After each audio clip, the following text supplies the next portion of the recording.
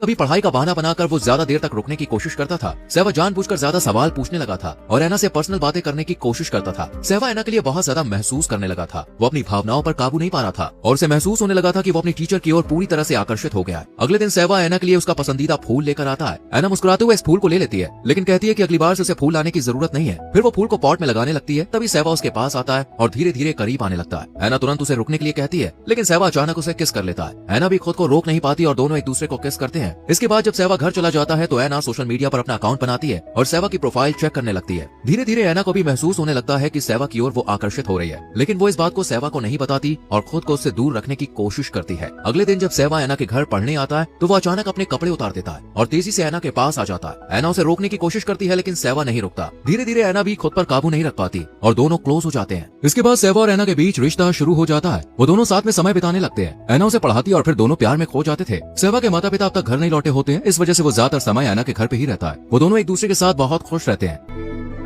एक दिन जब ऐना शॉपिंग करके घर लौटती है और अपने फ्लैट में जाने के लिए लिफ्ट लेती है तो उसकी मुलाकात अपने नए पड़ोसी से होती है। वो पड़ोसी उससे बात करने की कोशिश करता है और फ्लर्ट करने लगता है, लेकिन ऐना उसे नजरअंदाज कर देती है और वहाँ से चली जाती है। इसके बाद सहवा ऐना के पास आता है और दोनों फिर से करीब आते हैं। समय के साथ सहवा को एहसास होने लगता है कि वो ऐना को सच में पसंद करने लगा है। रात में सहवा अपने दोस्तों के साथ अपने घर पर एक पार्टी रखता है जहाँ उसके कई दोस्त मौजूद होते हैं। वहाँ उसके दोस्त शराब पी रहे होते हैं और अपनी गर्लफ्रेंड के साथ व्यस्त होते हैं, लेकिन सहवा अकेला बैठा शराब पी रहा होता है। वो देखता है कि उसकी एक क्लासमेट उसे लगातार घूर रही है। उसके दोस्त उससे कहते हैं कि शायद वो लड़की तुम्हें पसंद करती है, लेकिन सहवा इस बात को ज्यादा गंभीरता से नहीं लेता है। हालांकि कुछ ही देर के बाद वो भी उस लड़की को ध्यान से देखने लगता है और उसे पसंद करने लगता है। इसके बाद सभी दोस्त एक गेम खेलने लगते हैं। सहवा नशे में होता है और गेम खेलते खेलते वो उस लड़की के साथ अपने कमरे में चला जाता है और दोनों करीब आ जाते हैं। अगली सुबह जब सहवा की आंख खुलती है तो वो अपने बिस्तर पर उसी लड़की को देखता है। ये देखकर उसे बहुत बुरा लगता है। वो सोचने लगता है कि उसने ऐना के साथ धोखा किया है, इसलिए रात में ही सहवा ऐना के घर जाता है। वो देखता है कि ऐना घर के अंदर कोई काम कर रही है। सहवा उसे बताता है कि वो कल अपने दोस्तों के साथ अपने घर पर पार्टी कर रहा था और नशे में एक लड़की के साथ सो गया। सहवा ऐना से माफी मांगता है पर ऐना कुछ नहीं कहती।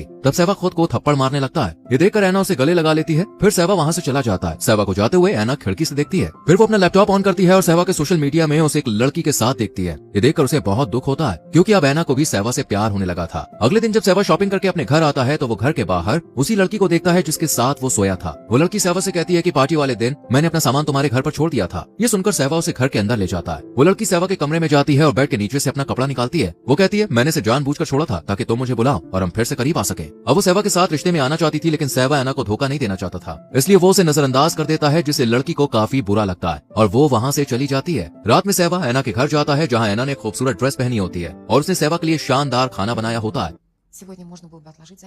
दोनों साथ में खाना खाते हैं, फिर बाहर घूमने जाते हैं। वो हाथ पकड़कर चल रहे होते हैं, लेकिन जैसे ही कोई सामने से गुजरता है ऐना उसका हाथ छोड़ देती है क्योंकि वो उम्र में उससे बड़ी